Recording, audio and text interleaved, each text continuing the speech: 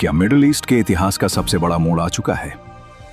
Iran के सबसे ताकतवर चेहरे आयतुल्लाह अली खामेनेई की अंतिम विदाई में तेहरान की सड़कों पर जो जन सैलाब उमड़ा है, उसने पूरी दुनिया को हिलाकर रख दिया है। ये विशाल भीड़ सीधे तौर पर अमेरिका और इजराइल के लिए एक खुली चुनौती है।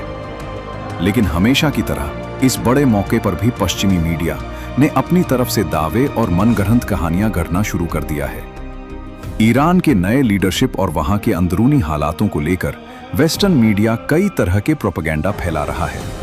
लेकिन क्या इन दावों में रत्ती भर भी सच्चाई है, या ये सिर्फ ईरान को बदनाम करने की एक साजिश है?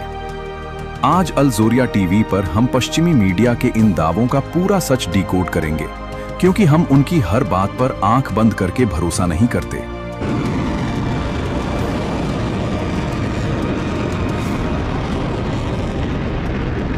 तो रॉयटर्स और अन्य पश्चिमी मीडिया चैनल्स अपनी रिपोर्ट्स में यह दावा कर रहे हैं कि भले ही सड़कों पर लाखों की भीड़ है, लेकिन ईरान के अंदरूनी हालात ठीक नहीं हैं और जनता में भारी असंतोष है। लेकिन यहाँ सोचने वाली बात यह है कि जब भी ईरान में कोई बड़ी घटना होती है तो वेस्टर्न मीडिया हमेशा इसी तरह का नैरेटिव सेट करने की कोशिश करता है। तेहरान की सड़कों पर उमड़ी यह ऐतिहासिक भीड़, लोगों की आंखों के आंसू और अमेरिका के खिलाफ उनका गुस्सा, यह साफ दिखाता है कि देश अपने लीडरशिप के साथ मजबूती से खड़ा है।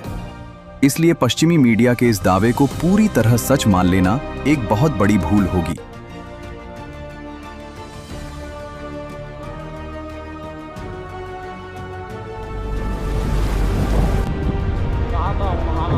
अब बात करते हैं पश्चिमी मीडिया के सबसे बड़े और भ्रामक दावे की। कुछ वेस्टर्न न्यूज एजेंसीज यह माहौल बनाने की कोशिश कर रही हैं कि ईरान के नए सुप्रीम लीडर अभी तक सामने नहीं आए हैं और वो नजरों से ओझल हैं।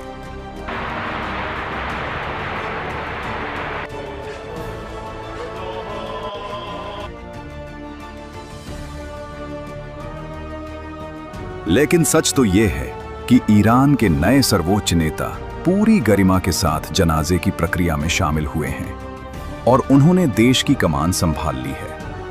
पश्चिमी मीडिया जानबूझकर इस तरह की अफवाहें उड़ा रहा है ताकि दुनिया को यह दिखाया जा सके कि ईरान के शीर्ष नेतृत्व में कोई मतभेद या कमजोरी है, मगर हकीकत इसके बिल्कुल उलट है।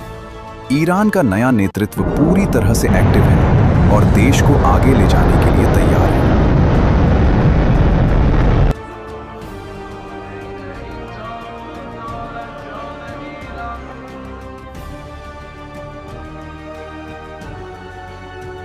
एक स्वतंत्र न्यूज विश्लेषक होने के नाते हमारा यह मानना है कि अंतर्राष्ट्रीय मीडिया, खासकर पश्चिमी मीडिया, हमेशा मिडिल ईस्ट की खबरों को तोड़ मरोड़ कर पेश करता है।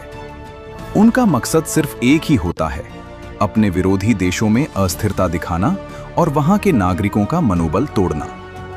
ईरान की जनता और वहां की सेना इस वक्त पूरी तरह एकजुट है। अमेरिका और इजराइल को यह समझने की जरूरत है कि ईरान को अंदर से तोड़ने की उनकी हर कोशिश पहले भी नाकाम रही थी और आज भी नाकाम साबित होगी।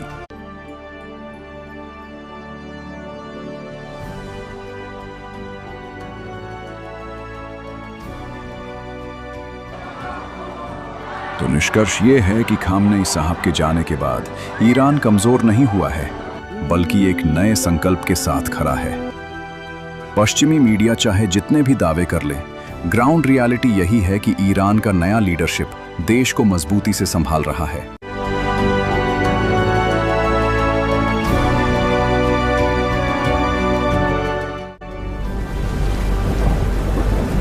आपको क्या लगता है, पश्चिमी मीडिया ईरान के खिलाफ यह प्रोपेगेंडा क्यों फैला रहा है?